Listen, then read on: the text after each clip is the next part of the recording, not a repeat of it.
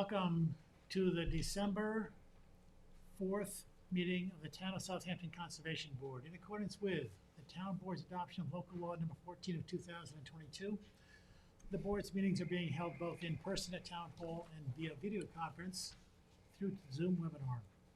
A link to participate in this meeting via video conference can be found on the town's website at the Town Clerk's Agendas and Meetings portal. You can also watch the live stream video and submit written comments for the public record through the town website. If you are attending via Zoom and wish to speak during this meeting, then please click the raise hand icon. As a reminder to all applicants, agents, and members of the public who wish to speak at the meeting, please state your name and hamlet of residence for the record. Thank you. I invite everyone to rise for the salute to the flag. Pledge allegiance to the flag of the United States of America and to the republic which stands, one nation, under God, indivisible, with liberty and justice for all.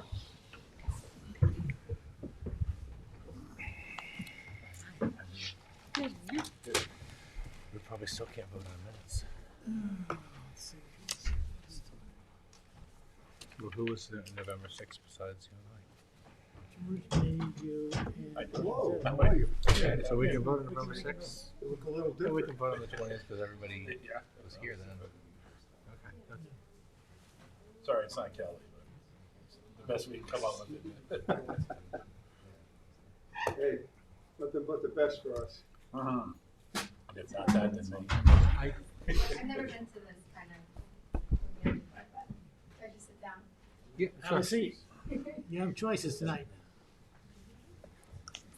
This is the Conservation Board. Yes. I don't, yeah.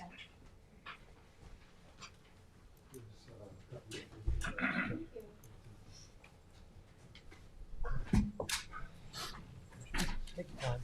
Like that windswept look. There's plenty of room. My, Is that on the tractor this afternoon? no, it's supposed to get windier. Yeah, oh yeah, and wet. Yeah, 50, Well, 60 mile per we hour. should be home by then. What is your pleasure on the minutes of November 6, 2024 and November 20th, 2024? I think We gotta do we them have to do separately. them separately. We do I have to wasn't here November 20th, so I have You to were. abstain. Who else? Let's see. I was not here on the 20th. I think we could only do the 6th. Okay. What is your pleasure on the minutes of November 6th? Move the minutes be accepted as presented. Second. All in favor? Aye. Opposed? And we'll wait on the other one, the November 20th. I'm expecting Jerry said he was coming, so we can do it then. public hearings, WB 24001, Farron Farvid, and the applicant requests adjournment to February 12th, 2025. Is there anyone in the Is public a biggie. that would like to speak on this application, or is there anyone online? There being none, is there a motion to adjourn to February 12th? So moved. Second. All in favor? Aye. Opposed? A 021093 134 Sand Dune SA 142 Sand Dune SA 134 Sand Dune SA. And 152. Uh, Right? Do we have affidavits? Yes. Yeah, this hearing was opened and adjourned. Oh, okay, okay. Would you like to present your application?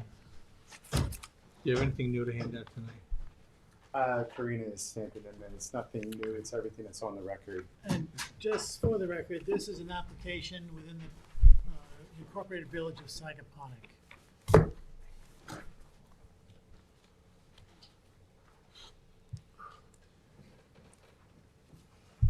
Oh, you ready? Sorry. Go ahead. I'll Unless we just give need, her. You don't really need them for me to get started, but it's just something for you to have. Everything's up here on the board. So to start, I'm Brant Reiner from Nelson Pope and Voorhees here on behalf of the applicant. This is an application that has been pending for some time. As you might have seen in the record, there's been a staff report issued, and we have responded to that staff report to try to address the standards of the village code as best as we can. Thank you. In summary, this is an application to merge 3 lots, 2 of which are developed with single-family residential uses. There is a 2-story dwelling on one property, a 3-story dwelling on another property. I I'll- got mine this morning. Sorry. That's okay. Just want to make sure you're all in order. So again, it's a merger of 3 properties, 2 of which are currently developed, all of which front on the Atlantic Ocean. We are subject to several different village code regulations. The project, as you see before you today, has been redesigned to meet all of the zoning standards and try as best we can to satisfy the standards of the village wetland and coastal erosion setback requirements. So I did intend on walking you through all of the coverage and setbacks. As you see on the very first page of my handout, there is a chart that does go through that. But before I get started, I do want to just make it clear that we are intending to merge these lots and strip away development rights for what we currently have as 2 single-family residential uses. We're reducing the 2 uses to 1 single-family residential use to create this one house for my client to utilize for him and his family. The idea is that the house would be 1 story for visual impacts so that the dune is sort of settled, the house is settled into the dune rather than sticking atop of it as a large 2-story house would, looking somewhat out of place. Due to the FEMA standards, this house will be setting up high in the air on pilings to allow for floodwaters to move through the property if in an event of a flood storm that would need to happen to comply with flood damage prevention regulation standards. So again, we're reducing density on the property. We're making all of the site conditions better from a wetland setback, lot coverage, dune setback perspective, and I can quickly walk you through those setback and coverage calculations as you see on this table before you. So currently, the house that is closest to the wetlands, so again, backing up real quick, we've got 3 adjacent lots sitting on sand dune court, in between sand dune court and the ocean. You have a primary dune situated out in front of all of the houses. Then you have a wetland pocket that is an extension of Sag Pond. So it's a brackish freshwater wetland system just to the north and west of the most westerly house within this project site. So again, you see this map here shows you the 2 lots side by side. This is 134, I might have it backwards, 142 and 152. And you can see the pink represents all of the existing site improvements on the property. This is the wetland pocket here. The ocean is down here. The dune crest is right around in here. So as you can see, the existing site improvements as they are situated on the property right now do not currently comply with the village standards for wetland or dune crest setbacks. The intention of this application is to make everything better, creating a net ecological benefit.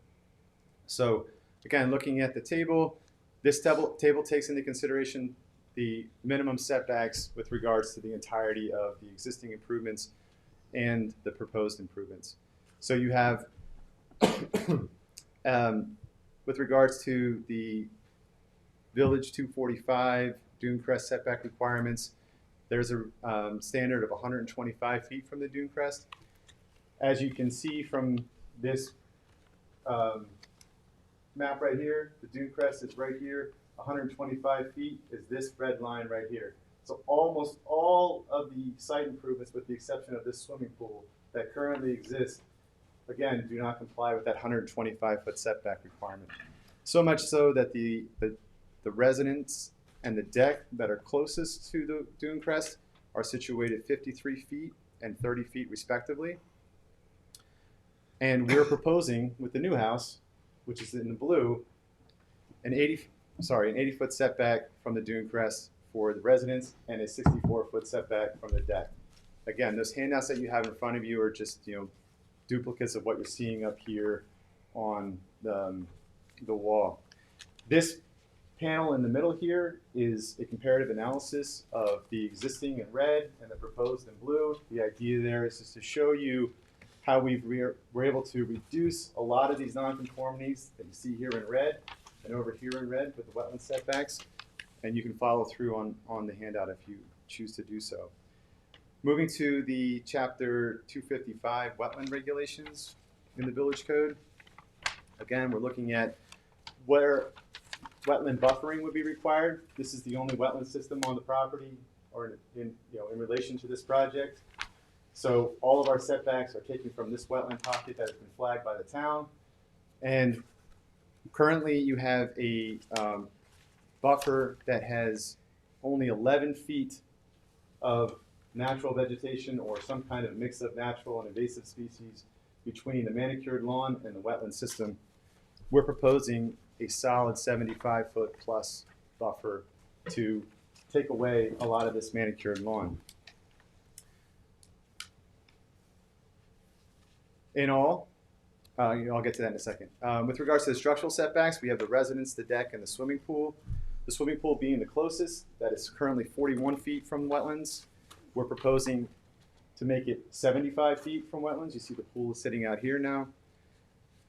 The deck, the deck that's most closest to the wetlands is 65 feet. We're proposing a deck setback 75 feet. That's what you see out in here. And then the pool that we're proposing, again, we're eliminating this pool right here in red and another pool in here. So we're reducing 2 pools to 1. Currently, the pool is situated 41 feet from wetlands. We're proposing a wetland setback of 75 feet. Again, just to remind the board, because these properties are developed, we're dealing with a reduced setback requirement of 75 feet for buffers and 100 feet for structural improvements. The septic system, so we have a septic system that's right here that is about 72 feet from wetlands. This is an antiquated sanitary system, and another one over here on this property that is probably closer to 140 feet. The system that we're proposing, of course, is an IA system with a minimum setback to the leaching field, which is out in here, of 166 feet. So that is more than compliant with the 150-foot standard. Going back to the actual buffering and the site improvements, this plan right here will give you a good idea of the actual amount of native vegetation buffering that's being offered that our client is willing to secure as a non-disturbance, non-fertilization buffer area. Again, you can see this red line represents a 75-foot requirement. What you're seeing in here is in excess of the village standard for a 75-foot buffer. So if you were to apply a 75-foot solid buffer to this property, it would equate to 20,113 square feet. We're proposing 27,000 square feet of wetland buffer.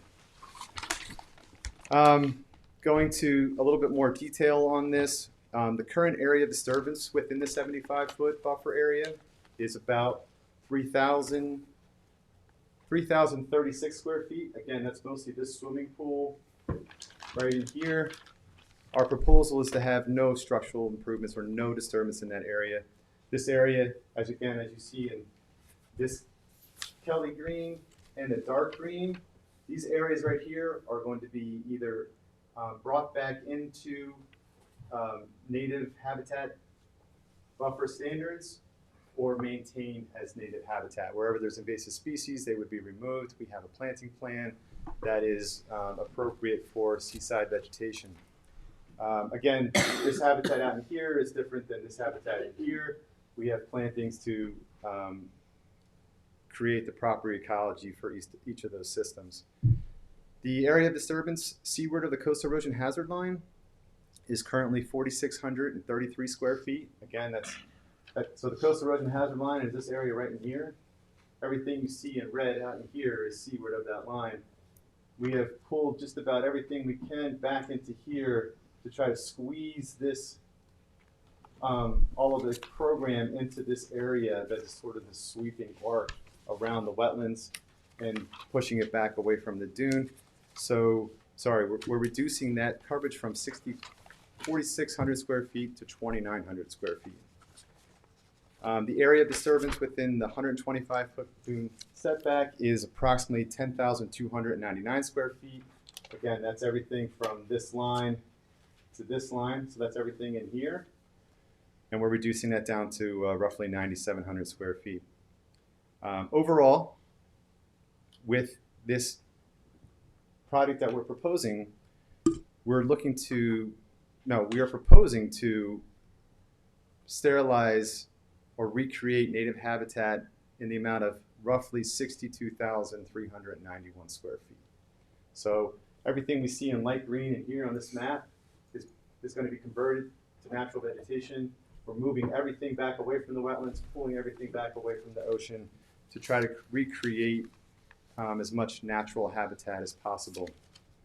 So that's important for two reasons. One is, again, we know that the natural vegetation provides filtration for the wetland system and the natural resources around it.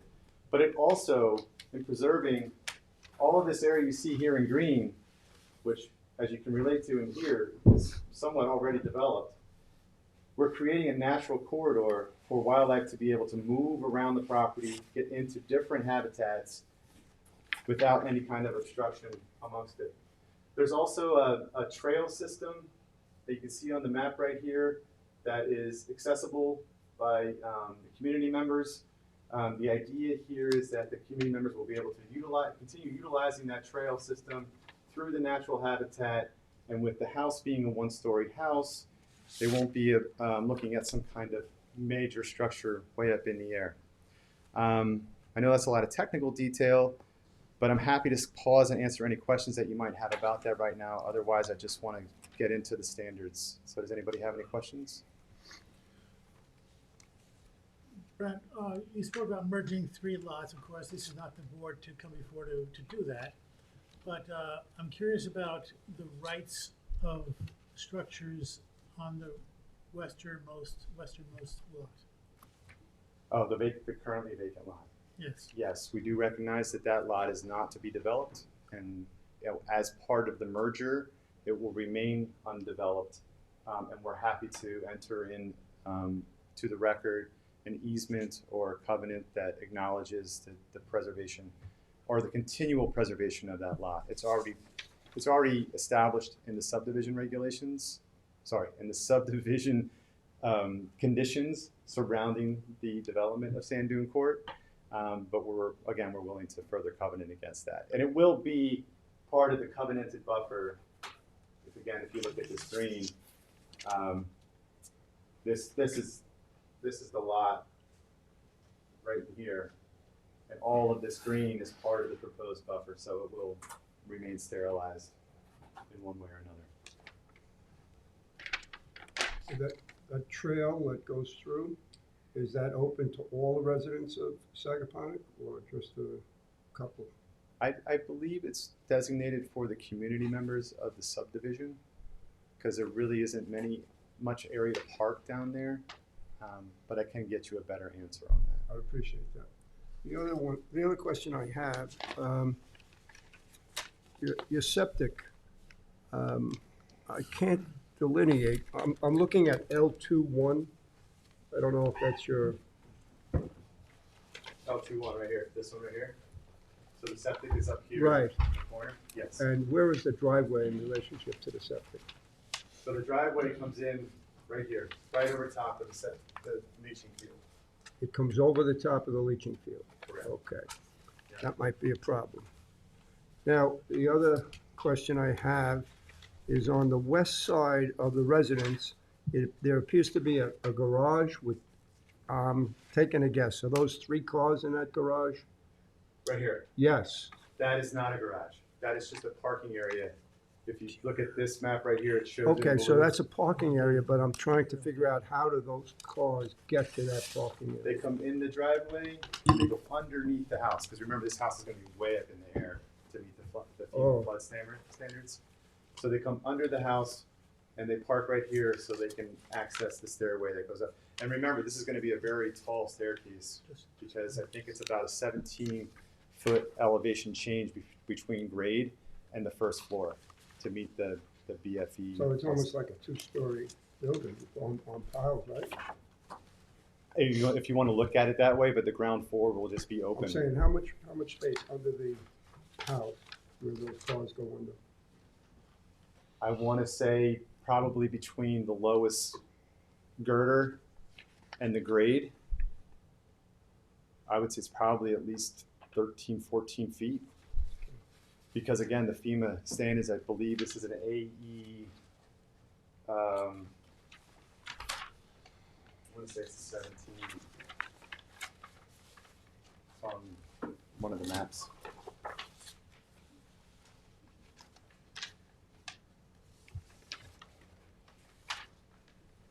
I'm sorry, I don't seem to have it right here. Should be 17. I think it's AE 17 because the proposed first floor, I believe, is at 20.5 feet. And you have natural grade somewhere between 5.5, 6 feet and 8 feet currently. And again, this project has been downsized and reconsidered multiple times. Most recently in response to Marty's very detailed staff report. One of the things that was restudied was the need for fill. The idea was that, to your point, this thing was going to be sitting so high up in the air, albeit it's only going to be one story for the visual impacts. Because what you're talking about right now is one of the reasons why they don't want to put a second story on, because if they're already starting at elevation 20, that thing's going to be sitting so high up in the air, it's going to look silly. So again, this project has been redesigned to minimize the fill only for where the sanitary system or the drainage requires it. And to your point, you did seem to have caution about the sanitary system with the driveway over it. This is a Caltech system that has been designed to withstand the cars going over top of it. And it will meet health department standards. It's been designed by PW Grosser. I have two other questions, one of which is an oddball question. First question is, do you know how many bedrooms they're going to have in this residence? 5. That's a very good question. And this is just me personally, nothing to do with your application. I'm just perplexed by the design of the house, the elongated, and then is this the architect? Frank is the representative for the owner. The architect couldn't make it tonight. The design of the house has been studied again to, one, keep it a one-story house. They need square footage. So in order to make that happen in a one-story setting, the footprint has an irregular shape to it to try to maximize the amount of the wetland setbacks. 2, again, aesthetically, they don't want something way up in the air. They want something that sits and blends into the dune. And the idea, as Frank just mentioned, is 5 bedrooms. We're not talking about a 10-bedroom house here. There's just open space, a lot of outdoor living to maximize the views. I mean, when you sit at this property, you have this beautiful view out over Sagaponic Pond, and then you have the ocean views as well. So the idea, the architects set it into the dunes so they can visualize the property from nearly a 365-degree Thank you. view shed.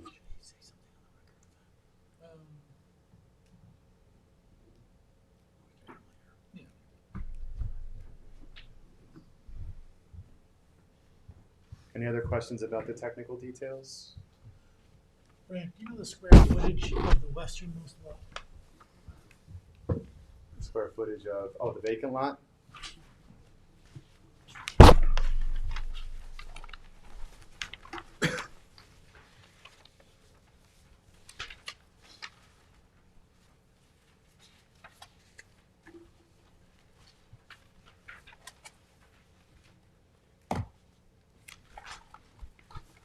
Frank, do you happen to have it off the top of your head? Should be 0.8 acres.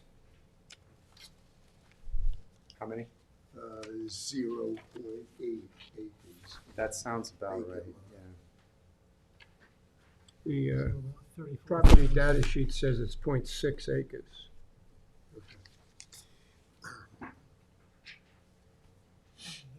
always completely, Okay. but that's a guide. Did you have more things you wanted to say? Just a couple more, Okay. if you don't mind. So the very last sheet of my handout, actually, I don't see it up here. We studied the conforming building envelopes as we looked into the practical alternatives. And if you flip to it, you'll see very quickly that this lot right here, you don't see it right here, but there's this tiny triangle right here that is the only conforming location on a property. I would say it's probably just a few square feet.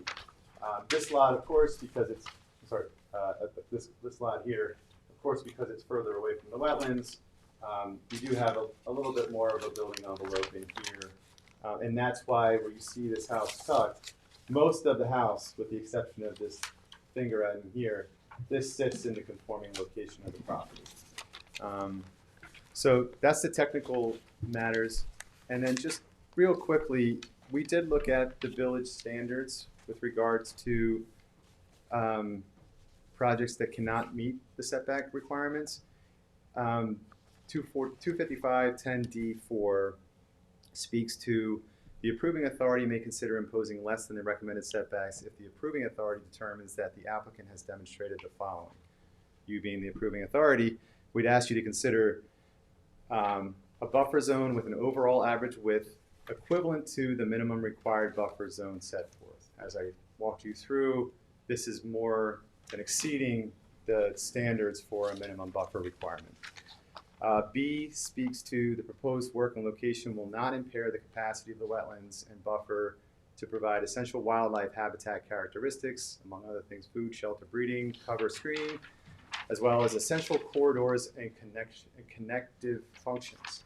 As I mentioned, this plan shows that, you know, the idea is to create a corridor connecting this natural feature to the natural features along the ocean. You know, we got primary dunes with dune vegetation mixed into, you know, more seaside, tidal, freshwater vegetation around that system right there, providing habitat for all kinds of coastal wildlife species. Subsection C says the proposed work and location will not impair wetlands and surface water quality by incorporating erosion, sedimentation, and runoff controls to minimize non-point source pollution. There is a sedimentation erosion control plan associated with this project. All stormwater runoff will be captured on site. The details aren't on here, but they are in the submission package. There's Caltech systems for drainage underneath. Oh, here they are. All the way underneath the house to collect all the stormwater runoff. Nothing from the property will leave the property. Nothing from the upland areas will work its way into the buffer. Only runoff would be from some of the areas around in here, but that'll be captured in the buffer itself, and same with the dune system. And then finally, subsection D says mitigating measures shall be implemented that contribute to the protection and enhancement of wetlands and wetland benefits. Mitigating features. You know, obviously we're removing the antiquated sanitary systems, denitrifying the wastewater. We are providing a substantial amount of buffering, you know, native vegetation, wildlife habitat appropriate. We are reducing density. I think that's important for this board to understand. And my client is sacrificing the ability to redevelop two properties, you know, as two separate single-family residential uses, each of which would require some portion of a variance from this board for these same standards. So whether we proposed this project or we came back to you with two separate applications to redevelop these as two separate lots, we would be asking you for relief. And the relief for the redevelopment of this lot alone would be much more substantial than what we're asking for today. You would not get as much buffer as we're proposing, because we go right back to that study that I showed you about. There's no conforming building envelope on this property. It's this little triangle right in here. So I'd ask the board to seriously consider the sacrifice that's being made to reduce the density, which is a benefit to this area, by cutting down on the amount of wastewater and use of the overall use of the property. those are the standards by which you guys are supposed to make your decision. I'm here to answer any more questions. Do you have anything else to add? No, unless I'm not, thank you. Any questions? I'll have questions later, but I want to hear Marty's presentation also. Okay. Thank you very much.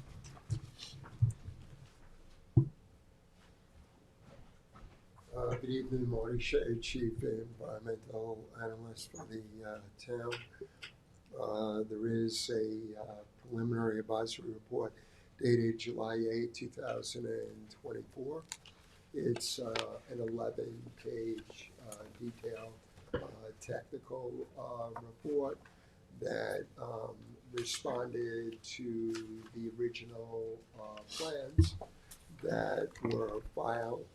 I recommend that board members read the report as it provides good characterization of site conditions, the environmental values of the on-site wetlands and dunelands, the constraints, the challenges of building at this site. It provides history in terms of prior permitting and other actions. The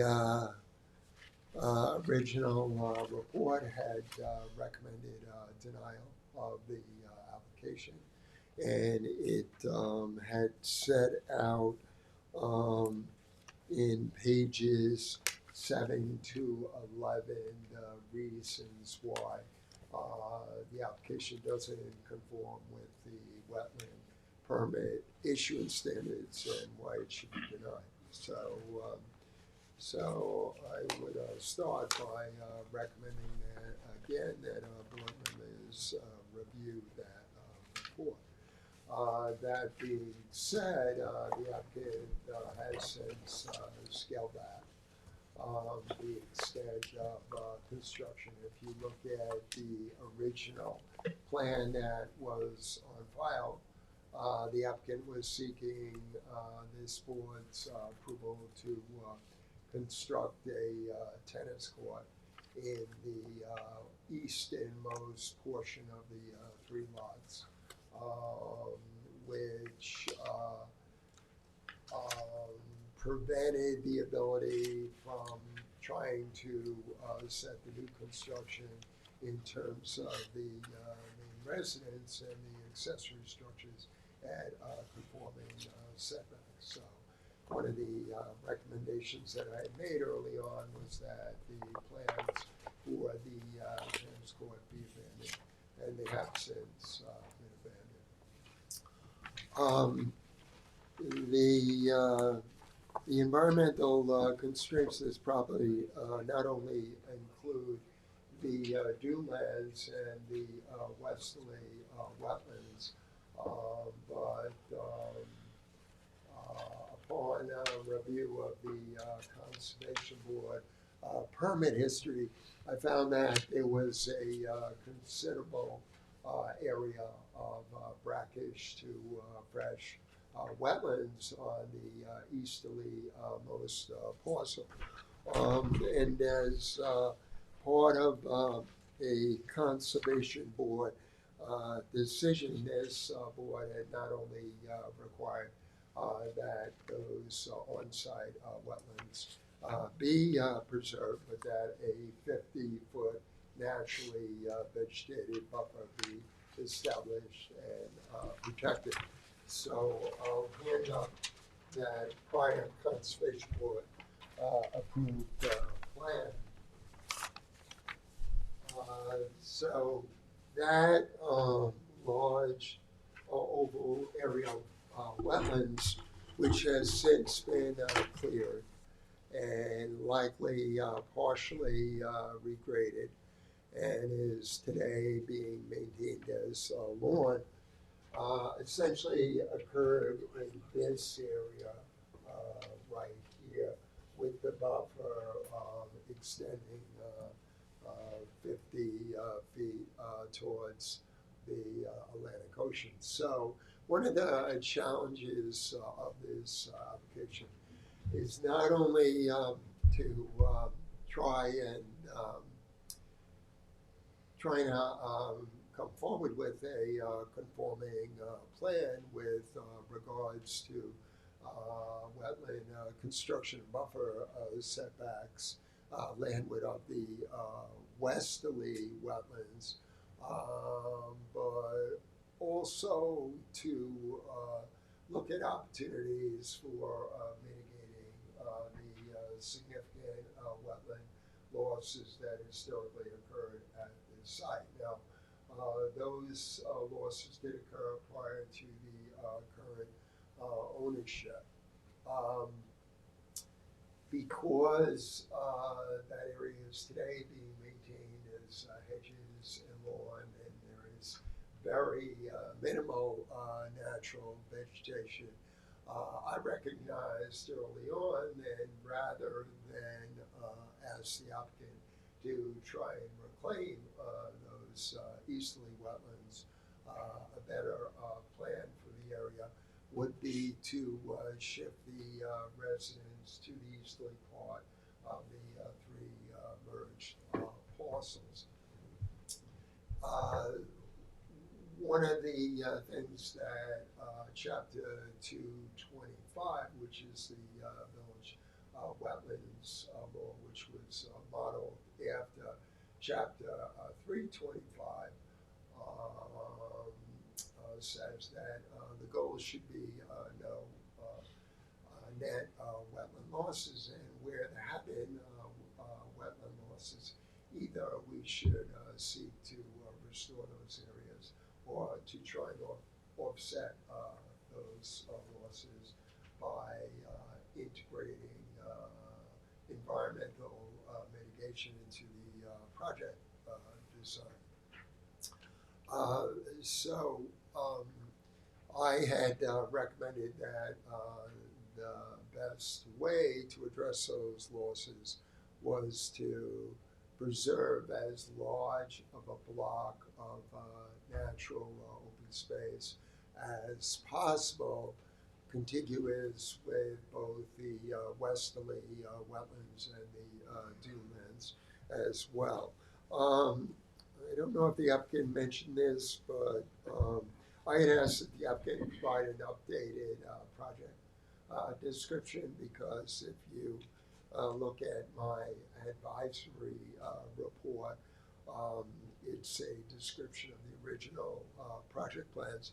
So there is an updated project description dated November 22nd, 2024, which in a similar fashion to my original project description details all the proposed square footages and wetland setbacks as well. And the initial plans had called for some construction to extend into that western most property. Again, the plans have been scaled back, so the applicant is no longer proposing any construction within that westerly vacant parcel, which is to be merged with the two other existing developed properties. In the interest of putting forward a plan that conforms as much as practicable with the required wetland setbacks from the westerly wetlands, not being while acknowledging the significant progress that has been made by the applicant by redesign of this project, I still see a need for further refinement, and also as required by Chapter 225, additional analysis of practicable alternatives. Again, 225 is modeled off 325, and so the village wetland law requires that the applicant go through the practicable alternatives analysis so that a demonstration can be made that the plans that are being put forward would either conform with all of the required wetland permit issuance standards and or result in the least environmental damage of any possible alternative designs for this site. There are certainly opportunities for some further reconfiguration and shifting of the planned construction in order to either achieve the minimum required 100-foot wetland construction setback or to come as close to that as possible. In addition to that, one of the changes that I see as absolutely essential is, as was spoken to by the applicant, portions of the redevelopment would extend seaward of the coastal erosion hazard area of new construction is not permitted seaward of the coastal erosion hazard area law. So, as was spoken to by the applicant, a variance would need to be sought from the Village Coastal Erosion Hazard Board of Appeals. The portions of the project plans that extend seaward, and you have copies of these plans as well in the file, is about half of the proposed swimming pool area and a considerable area of deck. So in the interest not only of avoiding the need to seek coastal erosion hazard area variance, as well as to mitigate the wetland losses by protecting as much natural habitat, whether that be wetland buffers or dunes, I would recommend that the applicant reconfigure the construction so that no portion of the accessory structures would extend seaward of that coastal erosion hazard area line. I was somewhat surprised to hear that the leaching fields can be installed beneath the driveway because typically the Suffolk County Department of Health Services would not permit that. Of course, there's always an opportunity to seek variances, but the applicant may want to see if the configuration of those leach fields can be changed to get it out of the driveway area. Now, in the interest of looking at whether or not there are practicable alternatives that meet the minimum required wetland construction setback of 100 feet, notwithstanding the needed elevation of the new residence on pilings, what jumps out at you is there is a potential ability to take some of this deck area and pool area and put it on the west side of the house. Rather than have additional parking on the west side of the house, it would seem to make better sense to take advantage of the portion of the northerly wing of the house that would be on open elevated pilings, because certainly you would have the height clearance to park cars. And that would be under, of course, the finished first floor in this area here. What that would do is that would actually free up the area that is being proposed as additional parking.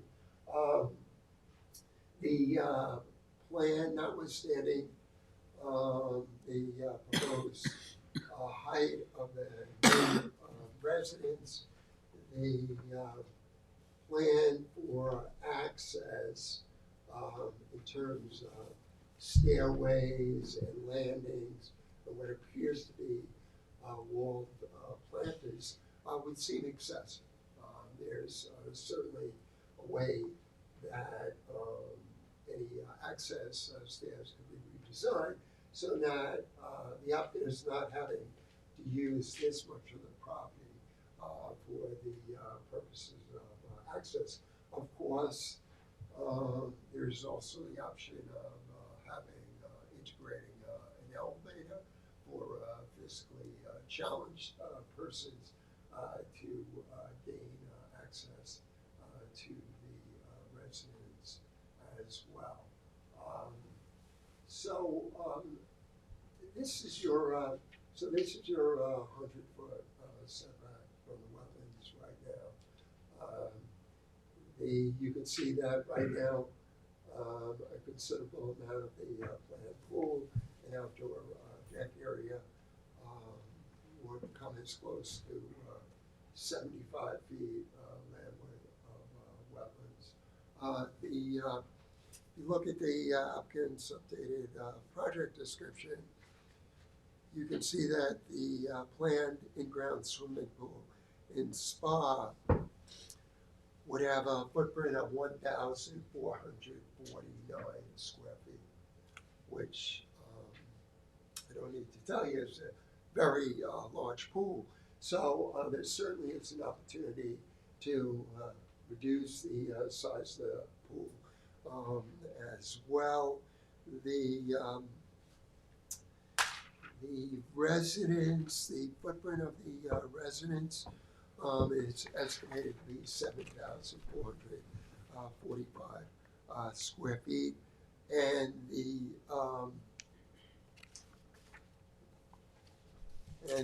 decks.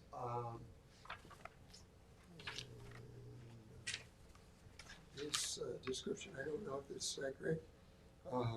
The description seems to be indicating that the deck coverage would total over 12,000 square feet. That doesn't seem right. That's incorrect. Yeah, that's got to be incorrect. So I think there's, I think what Chapter 225 does is to essentially ask the applicant to demonstrate that there are no practicable alternate designs for redevelopment that would either conform with the required wetland construction setbacks or come as close to conforming as possible. So I think what I think in order to render a decision as to whether or not the required wetland permit issuance standards are being met, the applicant does need to give further consideration to other alternatives and needs to better demonstrate why this portion of the property couldn't be used for some of the accessory improvements that the applicant has in mind. I know the applicant, of course, has a certain vision for the property, because I think one of the design options that I may have asked the applicant to look at is to reconfigure the house so that the main residence would be more in this area of the property, thereby allowing for a shifting of the pool and decks, either to conform with the minimum required 1 inch of setback, or to get a lot closer to that. So, there's certainly an opportunity to scale back the footprints, considering the size of the pool and the decks. I had offered early on that the applicant could come forward with a 2-story structure, which allows for better consolidation of the house footprint. Could come forward with a plan with rooftop deck and pool, but as indicated by the applicant, they don't have an interest in building a 2-story residence.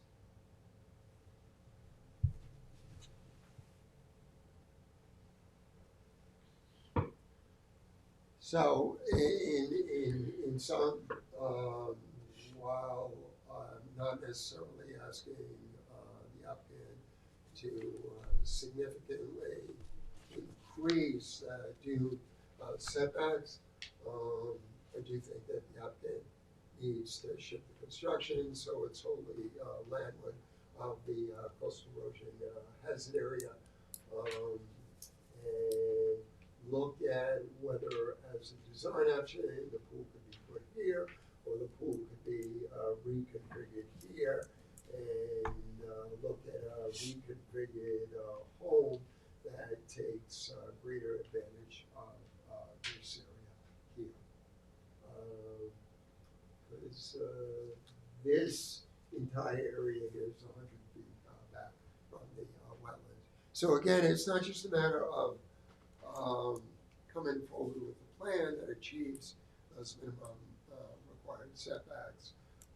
Part of this is also finding a creative way to offset the significant wetland loss and the significant wetland buffer loss that occurred at this property, which again occurred prior to the current landowner's ownership.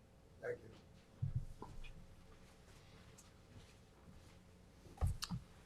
Ready for me again? Sure. Would you like my rebuttal, or would you like to ask questions? I have a question, if you don't mind. What is the height of the tallest spot of this dwelling? In terms of the overall elevation from grade or from sea level? The total height from grade. Okay, so first floor is at 20. There are elevations in your submission, in the submission package, but I'm shooting from the hip here.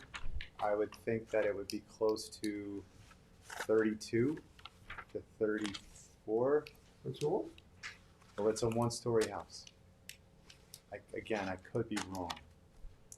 I don't have the elevations in front of me. I know they're part of the submission package. I can get that answer for you. That's about right. 32. Again, I didn't hear what he said. 32 is about right. Again, this is a 1-story house for that reason.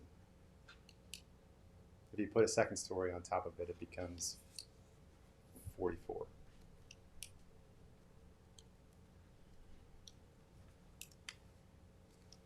All right, thank you.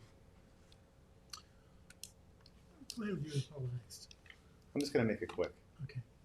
Because I expect that you're going to want time to read the report, although I would love for you to close the hearing. I know that's probably not a reality tonight. So just very quickly going through a couple of things. I did touch on the practicable alternatives. In my professional opinion, having done this for 22 years, they're fairly obvious. One is the redevelopment of the sites. We talked about that, the potential environmental impacts versus what we are proposing are fairly obvious. You have a swimming pool, you've got a house, you have no conforming envelope. You know, you're going to have structural improvements that are closer to the wetlands. You'll have structural improvements that are probably similar to what you're seeing today. It's hard to move them back and find a conforming location. I'd ask you to seriously consider that in your deliberations. Secondly, the two-story house. That's another practical alternative. We talked about that, taking this program, condensing the footprint, and going up. I just mentioned, you know, the elevations. We will get into issues with village height requirements. Getting a height variance in the village of Sagaponic is nearly impossible. I shouldn't say that. It's very difficult. And again, from a visual perspective, it is not our client's intention to have this house sitting way on top of the dune. It's a modern house. It's going to have a lot of glass on it. You know, it's going to be very visual. I'm sorry. How much glass? What's that? How much glass? Again, I'm really Maybe sorry. Frank knows. Frank, how much glass? In terms of percentage of the elevations, I have to calculate it, but if you look closely at the plan, You should probably step up to the podium and make sure we're recording this. Could you state your name and address for the record, please? I wasn't planning on speaking, but yeah, Frank Haftel, and I work with the owner of the property, and I'm representing them on this project as well. I can quickly calculate and get. I'll tell you what my concern is, Yeah. so maybe you could work around that. Fowl, birds. There was a comment made by Mr. Shea about protective film on the glass, which is going to be addressed as part of the package. It's going to be incorporated into the design. The glass hasn't been specified yet, but that is something that we have agreed to comply with. Does that work? Yes. I was actually going to make that point as part of our second story issue. That was where I was going with that. You know, Don't tell me I took some wind out of your sails. No, you were leading me right into my next leading me comment. right into it? Okay. Which is, you know, having a second story in a modern house. You know, you're very familiar with modern houses. While we will be putting glass in place that is bird resistant or deterrent, a second story house would invite higher elevations of glass closer to migratory bird flyovers. So another reason why we want to keep this house tucked into. Sorry, I can't help myself. If you wouldn't mind indulging me for just a couple of minutes, I'd like to address a couple of points that Mr. Shea brought up. And I guess I should start, if I may, I should start by apologizing to Mr. Shea for wasting or taking up, I don't know, three and a half years of his time going through this application. I mention that because we have very seriously considered many alternatives to the design of this house. And we've learned a lot throughout the process, and we have, I don't know if sacrifice or compromise, I don't know really if there's a right word for it, but we've altered the design. Sacrifice is not such a great word. I agree. That's why I'm not sure really what the word is, but we've modified it. However you want to characterize, you know, what that entailed. A swimming pool is bigger than my house. It's a big swimming pool. It's clear. It's 18 by 60. There's no denial. I digress. I'm sorry. But I think it's important to note that we have responded to I think all of the comments, maybe not all of them to the extent that would be ideal in terms of addressing Mr. Shea's presentation just a few minutes ago, but the entire house, the building itself, is north of the coastal erosion. The only part that is extending below it are the non-covered areas, right? So the deck and the pool. We understand, and I don't pretend to know your precedent as well as you do, obviously, because I haven't been in front of this board. But I understand from our consultants that those are variances that are often given, and in fact, even some of our neighbors may have enjoyed them. And so that's something that we did. We retreated north. By retreating north, we had the option of either having to ask for a front yard variance or redesigning the house to stay within the box, right, within the south of the front yard. I'm sorry, not variance, but south of the front yard setback and north of the coastal erosion line. We have done that. There was an oversight at one point where a little notch of the property extended into the reserve lot. We've corrected that. That was purely an oversight. Nobody ever intended to build any structure, whether open or not. The entire construction, whether open or not, is outside of the 75-foot wetland setback. The entire 99.9% of the building is outside of the 100-foot setback. Again, when I say building on a 100-foot setback, I'm talking about the enclosed building. So that's also something that we've changed. If we were to push everything inside the 125-foot setback, which is this line, and north of the coastal erosion line, and south of the front yard setback, and east of the side yard, we would end up, out of this entire property, which the owner has invested in significantly, we would end up with a buildable area that would be where my finger is outlining, which is just, and on top of that, we would have to go to the zoning board for that would be a two-story home, right? So that would be roughly 45 feet up in the air to the top floor. And we would need significant variances off of the pyramid wall. So we would end up with something that really isn't anything that anybody would build. I shouldn't say anybody. That certainly we would not build on these three lots. We are, and as Brent mentioned before, we are already taking, where you see this dotted out, this dashed outline, we're taking 3 homes that are invading the 75-foot setback and the 100-foot setback and the coastal erosion line. We're demolishing these and building something that is only to the extent that we're requesting. And if we were to build new homes, that would be also the case. It would be much more invasive into the existing. The structures below the coastal erosion, what would you estimate that to be, about 15 feet? I don't know, the southern line of the coastal erosion line The is swimming about pool 12. is what, 18 wide? I'd say it's closer to 10. Yeah, so I'll put 10. So if the pool is 18, Yeah, that's 9 right there. yeah, so the coastal erosion hazard line is right here, so it's about half of it. Yeah. It's about 10 to 12, 10 to 11. Yeah, but you have that other structure there, don't you? Right here, Yes. that's a deck. It's a deck. Yeah, so that orange dash line is the seaward point of the coastal erosion hazard line. So you're talking about everywhere from here. Okay, so, all right, I'll give you the benefit of doubt, 10 feet. Yeah. Guessing, and I don't want to guess, but in the elongated side of the house, I would imagine that's where your bedrooms are? Yeah, this side of the house, correct.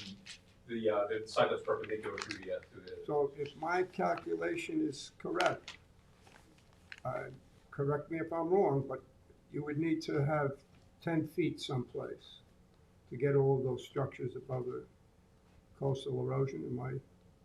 Without sacrificing any of the design that's already here, yes. Okay, Yes. that's something maybe to think about. But shifting it north would also require invading the 75-foot line unless we shrunk the pool significantly or tried to build it perhaps something else would have to give the stairs into the house. Okay, good point, good point. So we provide also one last thing, Brad, not to hijack your presentation. No, I'm sorry. go ahead. We provide a detailed list, which I'm happy to read through to the board, of the comparison between the square footages that are inside all of the several restrictions we just mentioned, 75 feet off the wetlands, 100, 135, current versus what we're proposing, and everything. Yeah, we have that. Okay, excellent. Then Thank Oh, you. but thank you, we have that. Thank you. Thanks for your time. Any questions, obviously? No, thank you for explaining that. So just piggybacking on what Frank was talking about a little bit, going back to the practical alternatives, again, I identified three. One is the redevelopment of the two sites as single and separate lots. We talked about that. The two-story house thing, it triggers issues with pyramid and height. And then the actual shrinking of the house, which is something that you just sort of broached with Frank, is the idea of shrinking the house or condensing the program from a one-story to a two-story brings into consideration something I had talked to you about early on, which is the fact that there's no conforming envelope on this lot right here. You know, and again, if you flip to the back of that handout that I gave to you, you see there's a little sliver here. So if we look at the practical alternatives and try to achieve that 100-foot setback across the board, you'd be left with no conforming envelope on this property. So we have a lot here, we have a lot here, and we have a lot here. This lot is sterilized for all intents and purposes. If you try to, you know, enforce the 100-foot setback, wetland setback on this lot, you are essentially stripping the development off of this lot. So now we're almost nearly sterilizing this lot. Now we're left with just the one lot. So at what point does it really make sense for us to even be here talking to you about this application if we're trying to, if you're asking us to sterilize an otherwise developable property? You know, and that's where I'd like the board to really consider the standards and the way they're written. We did look at the practical alternatives. I'm trying to walk you through them. I know it's, you know, the idea of practical alternatives is very loose. You know, it's very difficult to really present. It's difficult to defend, and it's also difficult to rebut. You know, because in my opinion, the practical alternatives are pretty set in stone. You try to force a two-story house, you try to force a reduction in the size of the house, you're simply looking at sterilizing a developable lot. If you try to look at the redevelopment of the two properties as single and separate, you're not going to get the environmental benefits that you're getting with this application. And then, again, I would just ask you to take that into consideration. With regards to some of the comments that Marty had made, I respect them. You know, I respect Marty. I've been working with him a long time. They're legitimate comments. Again, I would like the board to just recognize that this application has a lot of merit because you're talking about merging two uses into one. Take that into consideration. Moving the accessory structures or the entire program back behind the coastal erosion hazard line. Again, I'd ask you to concentrate on that 100-foot setback line, which is green here, and the coastal erosion hazard line here. You know, what you're left with on this property right here is just this little triangle right here. Again, you can't squeeze a house into that. So please take that into consideration, that if we do try to push everything north of the coastal erosion hazard line, we are really crammed in here, and we will not be able to achieve the 5-bedroom house without going to a second story and triggering all those other things that I talked about. Removing the parking on the west side of the house, again, this parking right here is just a place for people to park and get up on the staircase and get up into the house. We will look with the design team on what that staircase design actually is and whether or not we can reduce it down.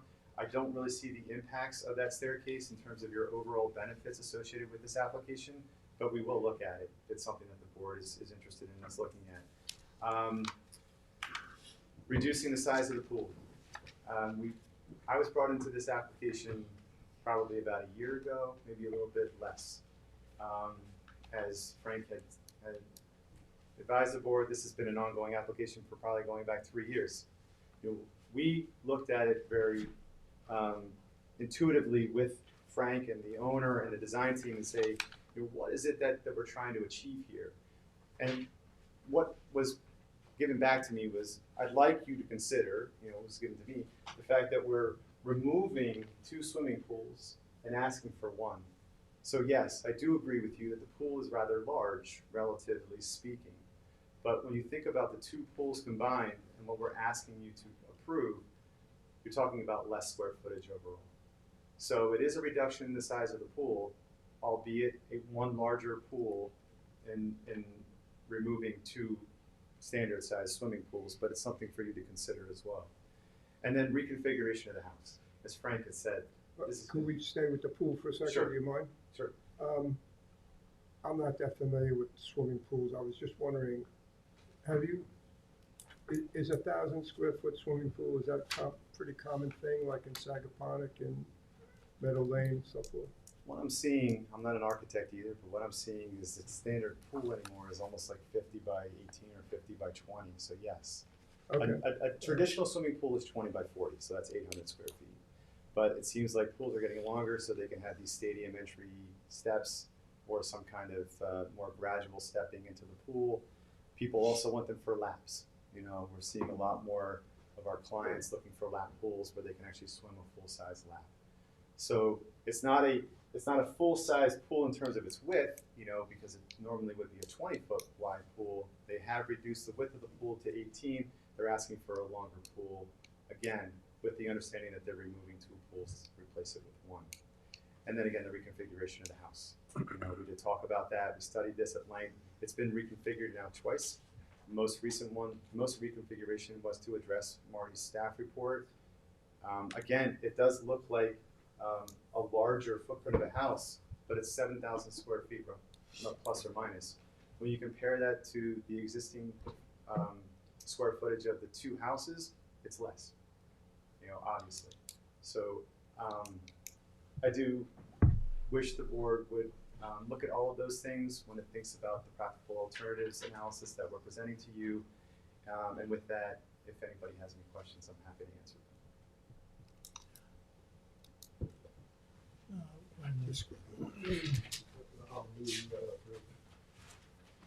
Morning, Sheriff Chief Environmental Analyst for the town. I'm not necessarily asking that the house be reconfigured, nor asking that they explore building a two-story house rather than a one-story house. My goal is to always try and work with landowners to try and work towards a design that is generally consistent with their vision for their residents. But in light of the wetland permit issuance standards, I think the main issue is the accessory improvements, deck and the pool, and the size of the pool. Early on, as I mentioned previously, I think I said that if you build a lot in a home, and I'm hearing that the home's going to have a lot of glass, so it sounds like it's going to be modded. There's always a design option of having a rooftop deck and pool that gives you considerable additional deck area, rather than having to seek significant relief from the setback requirements. So I don't really know what the landowner's current vision is in terms of what that house is going to look like, whether or not it is indeed going to be a modern house with a flat roof, or whether or not it's going to have a gable roof or some other roof. But again, the required wetland construction setback, notwithstanding the need to somehow mitigate the loss of the historic loss of considerable wetlands in this area, is 100 feet, not 125 feet. This is 100 foot line right here. Only the northwest corner of the residence is currently designed would come within that 100-foot setback, with its closest setback at 93 feet. So the home itself is largely conforming. What I think the applicant needs to demonstrate is why the pool and deck couldn't be situated on the west side of the house, or why the size of the pool couldn't be scaled back or reduced, or why the decks couldn't be changed. The difficulty, of course, with sticking with this house footprint is design deck on the seaward side that would extend seaward of the coastal ocean as an area. So I think the applicant still needs to look at whether or not the planned improvements seaward of the Sea Harbor can be eliminated by some interior redesign. Notwithstanding that the applicant is showing on here a 125-foot dune crest setback cutting through the house, I, of course, am not asking that the applicant comply with that setback requirement. So this is just a matter of going through the exercise of making sure that this plan is the best design option for this property. And part of that exercise, looking at the current plan, is to see whether or not the location of the pool and the deck could be shifted to the west side of the house, or whether or not this could be scaled back a bit to get that construction out of the coastal erosion hazard area and to lessen the setback relief that's needed for the accessory improvements.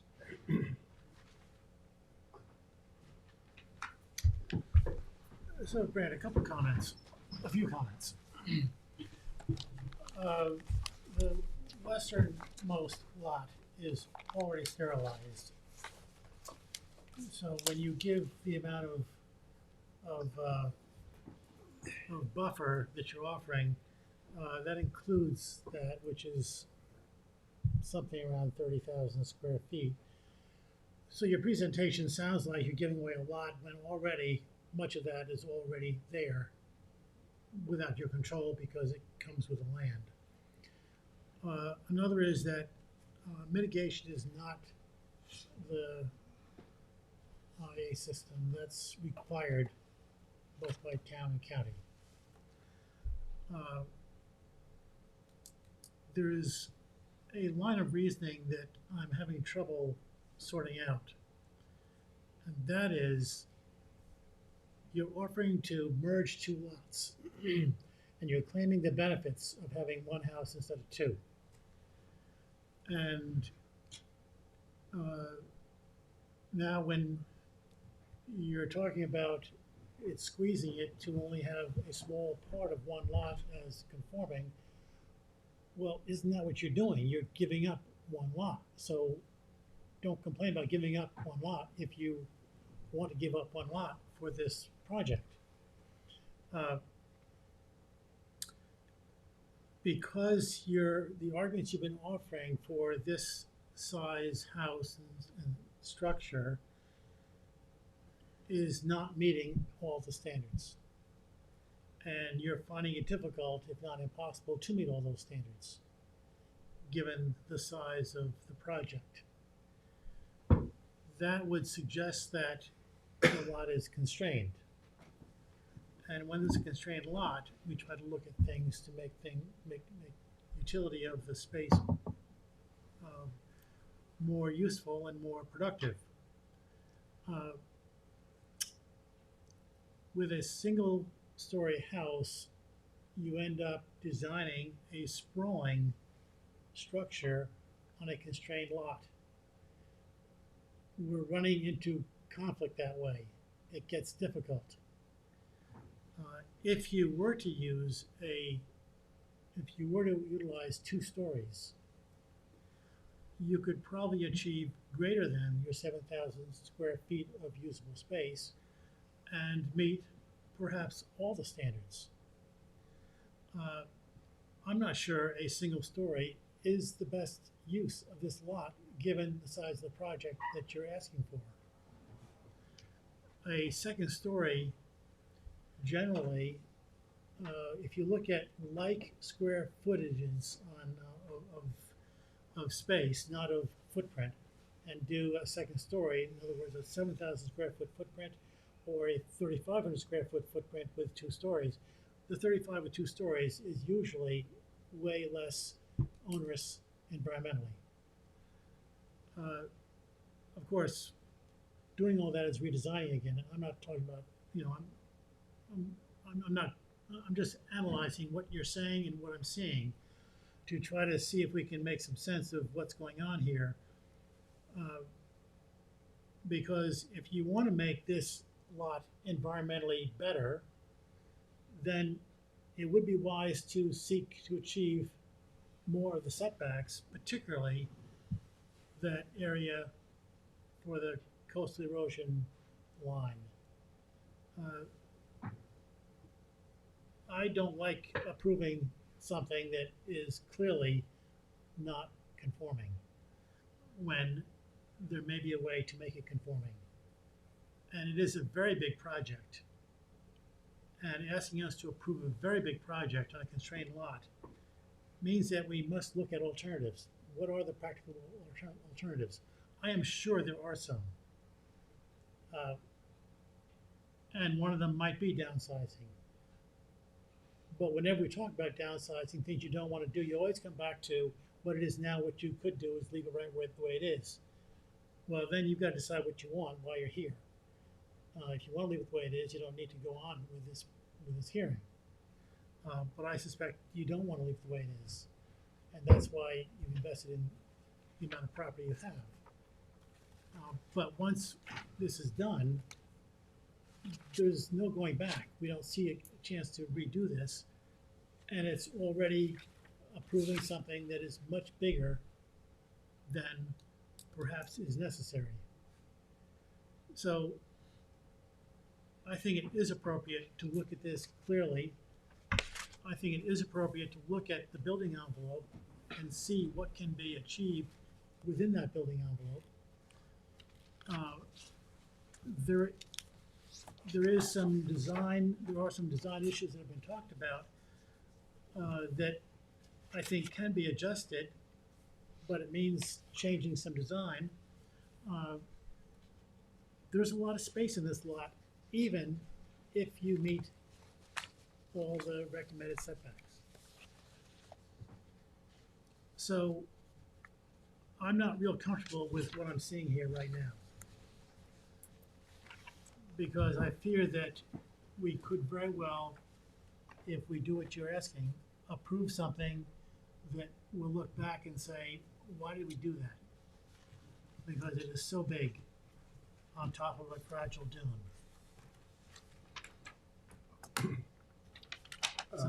Can I offer a suggestion?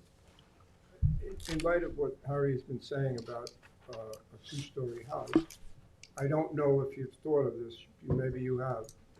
It doesn't necessarily have to be the entire house as a two-story house.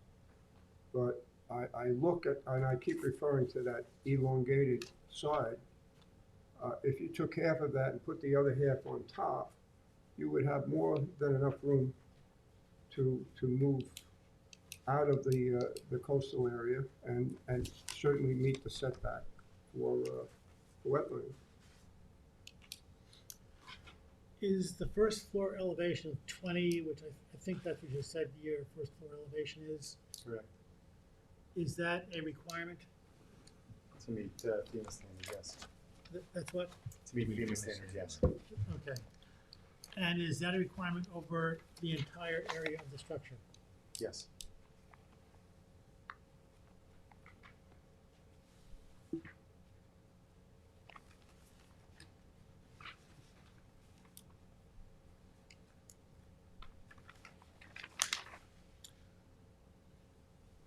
What I'm seeing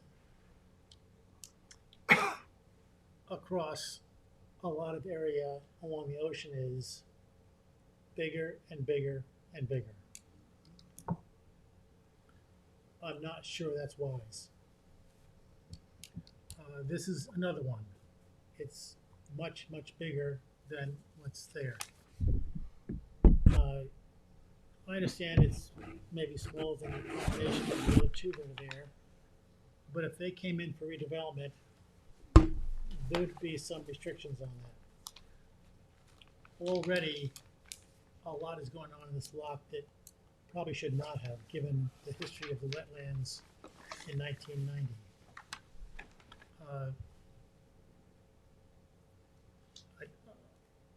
I'm not saying we're going back to that. I don't know how we can. But I don't know that approving this project on this lot does meet, it does meet the overall gist of chapter 225 of the Village of Sagaponic.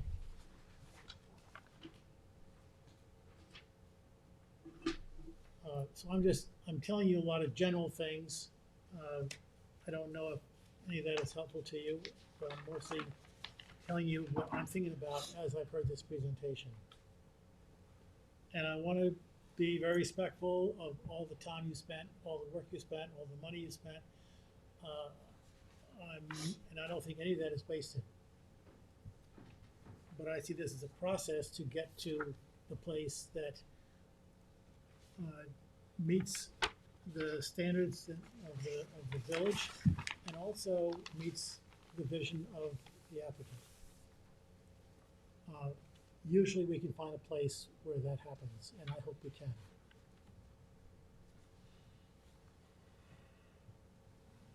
So those are my thoughts. That is one thing we have in common, amongst others. If I could just make a point of clarification, because I'm not saying you may be missing it, because you probably do get it, but I need to just remind the board that I'm sorry that the lines have fallen off here, but these maps did have the lot lines shown on here.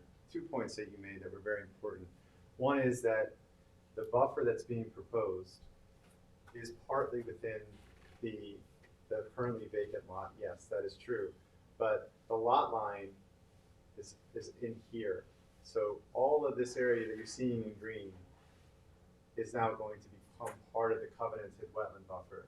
And that's important to understand, because as you can see right here, that incorporates the swimming pool and a portion of the structures in here. So that leads me to my next point that I need to clarify is, again, without having these lot lines drawn on here, the next time I come back, I'm sure you're going to hold this over. I'm going to make sure that they're drawn on here. You'll see that this lot right here has a lot line that looks something like this and something like this, right in here. And this green line right here is that 100-foot setback, that standard that has been referred to often tonight. That's the 100-foot structural setback. This line right here, this thick line, that's the coastal erosion hazard line. That's not even the 125-foot setback that the village standards make you go to. That's way back here. But if you choose this gray line and this green line, what you're left with to meet the standards, which is something that keeps being referred to, is this little triangle right here. So that's just this lot alone.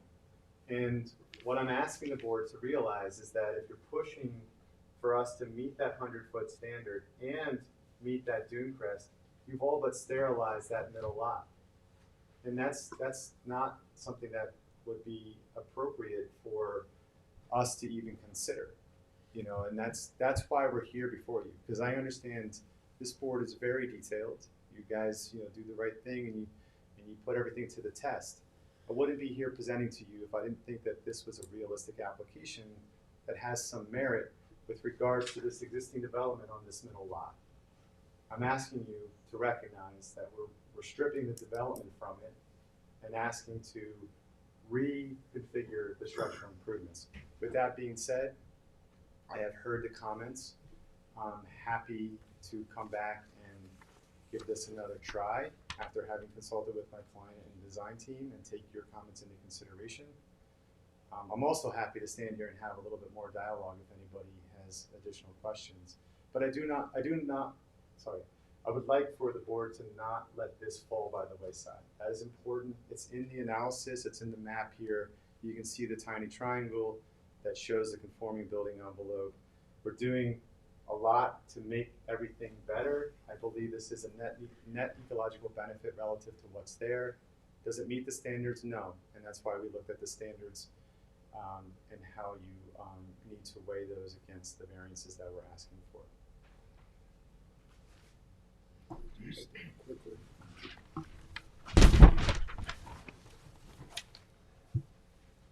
Marty Shea, Chief Environmental Analyst, just for clarification again. I am not asking that the applicant come forward with a plan that provides for a 125-foot setback from the dune crest. Only asking that the applicant look at design options that would take this deck and pool construction out of the coastal erosion hazard area, and that comes closer to meeting the 100-foot setback from wetlands. Of course, there are other. I'm sorry. Of course, there are other dimensional setback requirements that have to be met at the village level that might require relief, but the applicant continues to say that the only conforming footprint is this triangle in the center.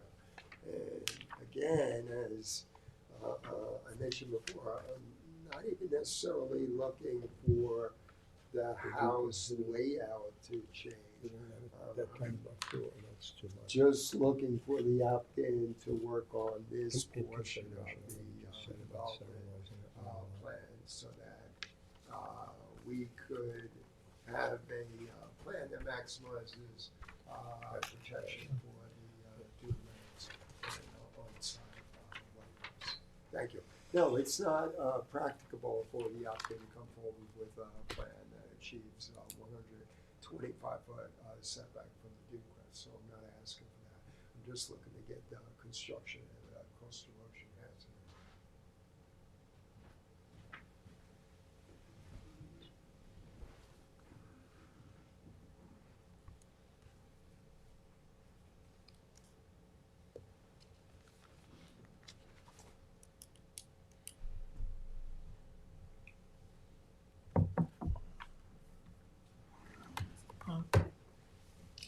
That's the dune crest, right? The dune crest is this black line here. I can't read the This tiny. is, yeah, this dark black line is the dune crest. I can't read the tiny font that gives. This help? Does that make any better? It's clear. So 64 feet to the deck, 80 feet to the residence. And 64 feet, well, it says to the pool because the same, it doesn't say that, but it's a very similar setback. And it appears to be about 10 feet over the coastal erosion hazard area line, which interestingly enough is not a line, it's an area line. Yeah.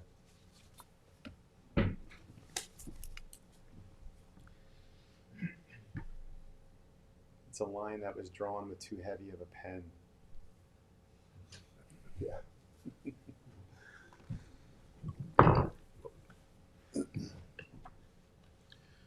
But I will confirm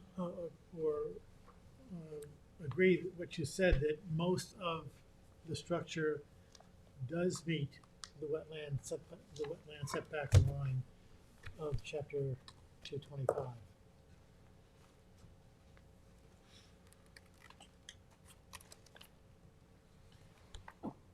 Specifically, it would seem to me that if you were to make some adjustments to move the deck and the pool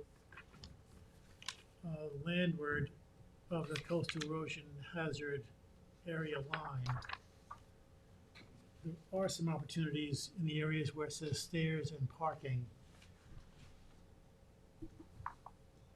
I see that as a space. I also see space on the eastern side which says drive. Interesting shape. There's a curved area that's not part of the drive. I'm not sure why that drive goes so far all the way to the coastal erosion hazard line. But there's a certain talking about in here?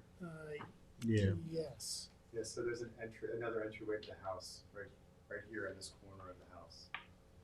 So there's enough room for a car to park in there.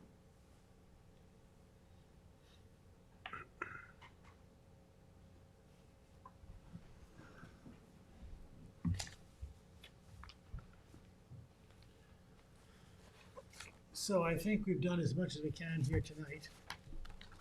Thank you for the presentation. I need to ask if there's anyone in the public who wants to speak in this application, either on Zoom or in the public. So there is none, so we need to come back and take a look at this. A lot of information has been presented. What I'm hearing from the presentations is that, I guess let's start with the positive things. I hope you'd end with the positive things. Well, I'm sure we will, but just joking. there are a lot of benefits with this plan. So there are some applications where we just say, this is wholesale, it's not gonna work, we gotta start all over. That's not where we are here. This appears to need some adjusting, but it's gonna take some thought and some consulting with the client to see if something will work. And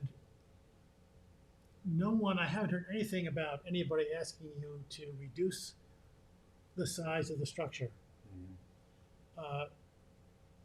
all alone as one issue. That may be necessary to achieve something else, but we're not talking about the size of it, even though it's very large.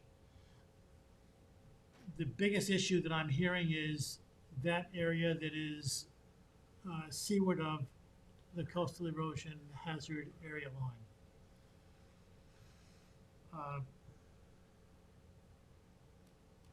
And if you can achieve that, I suspect we can move forward and close. I think I have my orders.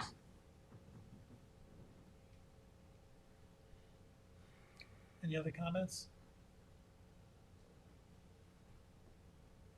Thank you. Thank you for your time. When do you want to come back? As soon as you have, well, probably need some time to talk about it. When's your next available opening, Karina? Are you February or January? We have a lot of blanks in our schedule. Yeah, the next meeting isn't doable anyway, but there are a couple things on here that were withdrawn last time, so they shouldn't be on there anyway. Yes. There's Now, nothing when in- you come back, it may not take very long. Yeah, if you I get hope the. so. We went through a lot. I heard what you had to say. We've got a whole idea of what this is about. There's So- nothing in January. That's one of the reasons why I don't want it to linger too long, because, I forget very easily. And we all are human, so. I know, look a Pressure. squirrel Frank and will we're not off to let you something else. We There's actually, nothing I in said, you're not January gonna let at him all. forget. January have- 8th or 22nd. we have, just looking at our schedule, we have two scheduled for December 18th that have been withdrawn. 18th is a clean slate. I don't think you should come No, back on the 18th. that can't You need happen. more time than that. The 8th or the 22nd of January. How about the 22nd of January? Because the holidays would slow us down with redesign. The 8th might be tough, but You can get all your I don't work want to done. withdraw. I want to be able to come here and give Marty and the board time to look at the plans too. It'd be good to give it to Marty a week ahead of time. At least, yeah, that's our goal. So what we do, I think we can be ready. Again, if it's a matter of just dealing with the areas south of the coastal erosion line, there's probably not too many things we can, I apologize, not too many things we can do with it, so I think we can be ready for the 8th. I want to make it the 22nd. Sorry, Frank. Yeah, you see the holiday. Yeah, the holidays are going to slow us down, and I don't Yeah. want to withdraw. Yeah. Or sorry, but You can have all the ideas worked out, but then you have to have people drawing things and surveys Exactly. and whatnot. That's going to take a little time. and I want to give Marty So time to look 20 at it. And plus, staff needs time to Yeah. You review. make the print a little bit larger. Well, you can That's a get- note. You can get bigger magnifiers. 22nd? Yeah. January 22nd Is there a motion to adjourn to January 22nd? There is. Second. All in favor? Aye. Opposed? And also, for the record, Zeb. Zeb has seen fit to recuse himself on this application.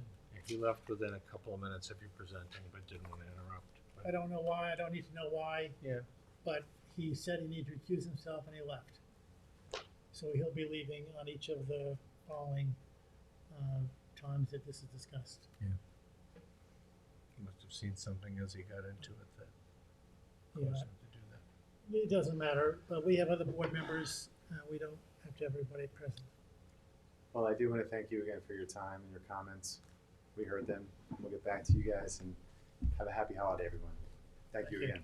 You as well, thank you. Thank you, happy holiday. Take care. Lucky that there were 4 of us here that would, after he Yes. left, otherwise we would have had to stop. So, again, yeah. All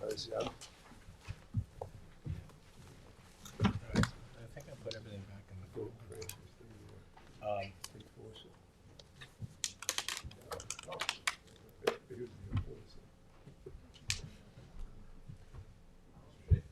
Yeah. You already mentioned the staff report. It's not in here, so if you want us to read it within 11 to You know Yeah, what? I got a copy this I think morning. I gave you my packet.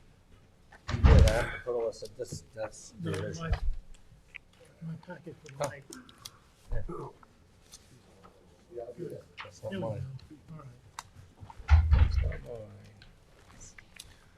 Okay, moving forward on the agenda, we have advisory reports for the planning board, Yeah, I'm gonna keep it. Watermill Museum. This is a pending planning board site plan and wetland permit application for the Watermill Museum. The museum is looking to upgrade their sanitary system to an IARWTS. So there are two brief recommended advisory comments. First is that the Conservation Board supports the planned sanitary upgrade as the installation of a nitrogen reducing innovative alternative on-site wastewater treatment system will enhance protection for the surface waters and wetlands of Mill Creek. And second, the modernization of the sanitary system is also likely to encourage museum visitation as well as facilitate interpretation, public outreach, environmental education, and stewardship. Is there a motion to send these comments to the planning board? So moved. Second. All in favor? Aye. Opposed? John Peter Lauren. Say pending two-lot subdivision for a track on the north side of Noyak Road that contains an existing residence as well as extensive forested area and freshwater wetlands. There are several recommended advisory comments. The first is that the Conservation Board supports the subdivision map of John Peter Lauren, pre-application submission as prepared by Nathan Taft Corwin III and Vincent Gordiello with a final revision date of November 20, 2024, as the that revision date actually needs to be no, that is correct. As the plat adheres to the required wetland sanitary construction and land disturbance setbacks pursuant to the wetland permit issuance standards as set forth in section 325-9. Second, the subdivision map needs to be revised, and that's in order to identify all on-site wetlands as a wetland preservation area and the proposed wetland buffer as a 100 feet wide naturally vegetated wetland non-disturbance, non-fertilization buffer. Said restricted areas need to be described by recorded covenant and or be encumbered by a conservation easement. And thirdly, prior to final map approval, draft conditions of approval need to be forwarded to the Conservation Board for review and evaluation pursuant to the requirement of section 292-39B. Move to send these comments to the planning board. Second. All in favor? Aye. Opposed? ZBA, Latoil Realty. This is a pending application before the zoning board of appeals for a vacant piece of property on Elms Lane in the hamlet of North Sea, which had received conservation board approvals. The recommended advisory comments are as follows. As indicated by the applicant, the planned construction activities for which pyramid relief is being sought have already been authorized by the Conservation Board pursuant to wetland permit number CB 23010, which was issued on January 29, 2024.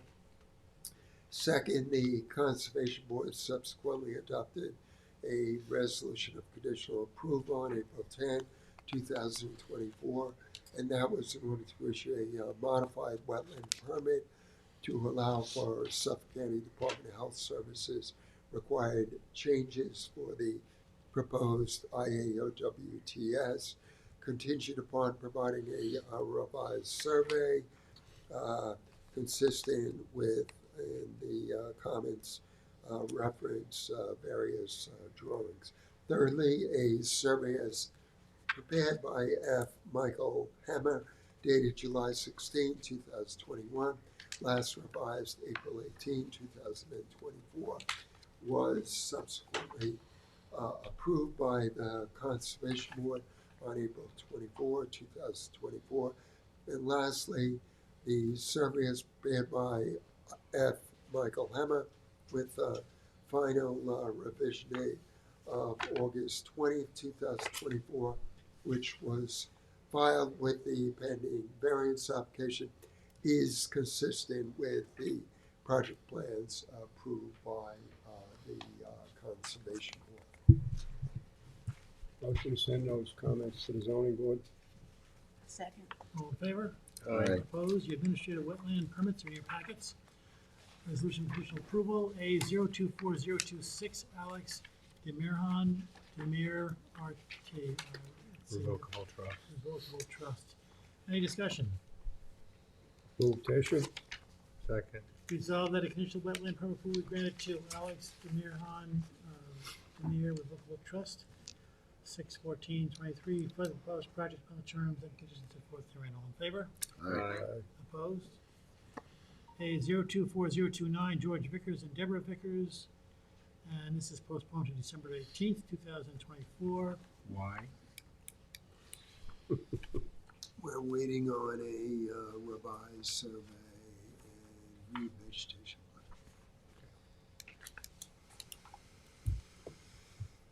Is there a motion to adjourn to?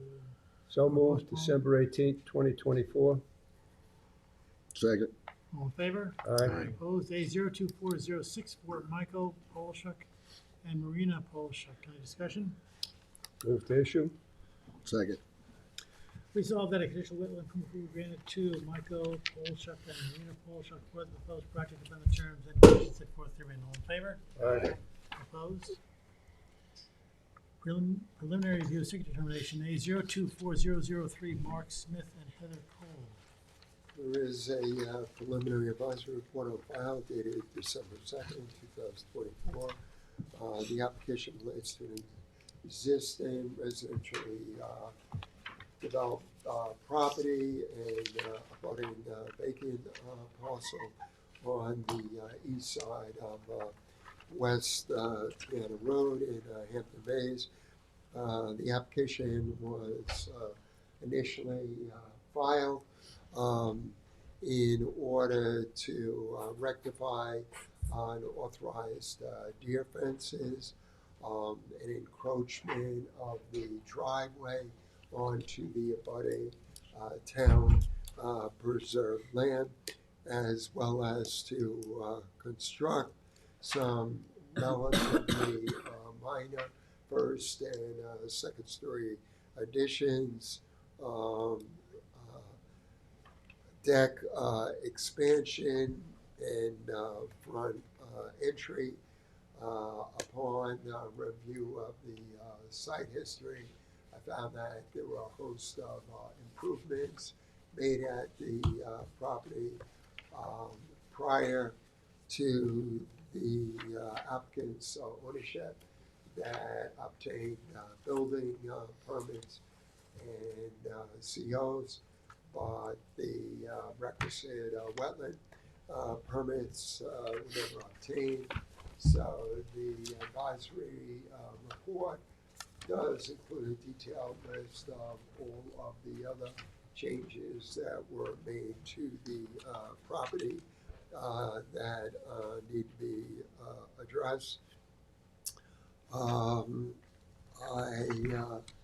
have no issue with the legalization of those improvements, so long as the impacts are offset by establishment of a covenanted naturally vegetated buffer in the rear of the lot. The vacant flag lot where some fence modifications and drive removal need to occur contains an expansive area of freshwater wetlands immediately landward of Hidden Cove, which is part of Tiana Bay. So the recommended buffer would be established on the developed property in order to better enhance protection for the abutting wetlands. And this time, the applicant is amenable to preserving the remainder of that flag lot in its natural state. And many of the improvements that need to be legalized are far in excess of 100 feet or occurred within the pre-existing footprints of improvements that were completed prior to the effective date of the wetlands law. So the buffer as recommended would be sufficient to offset wetland impacts. This is an application for which we have sufficient information to make a determination. As such, recommending that the public hearing requirement be waived. Motion to waive the public hearing. Second. Resolved that the Town Conservation Board hereby waives the public hearing requirement pursuant to chapter 325, section 325 DFG of the Town Code. All in favor? Aye. Opposed? Just a comment, the next Conservation Board meeting is in fact on the 18th, That's correct? Okay, at the end here, it says the 28th. the Oh, it typo. does? Okay. Not a big deal, Yeah, but I that's just, wrong on the, Yeah, I saw I that. don't wanna, on the agenda. I don't wanna miss the 18th. I will miss the 18th. You will? Okay. You missed tonight too, Dan. I know. We could've used it. I didn't expect to. We could've used it. I fell asleep out there. All right, is there a motion to adjourn? So moved. Second. All in favor? Aye. Opposed? Thank you all. All right, that's just. Yeah.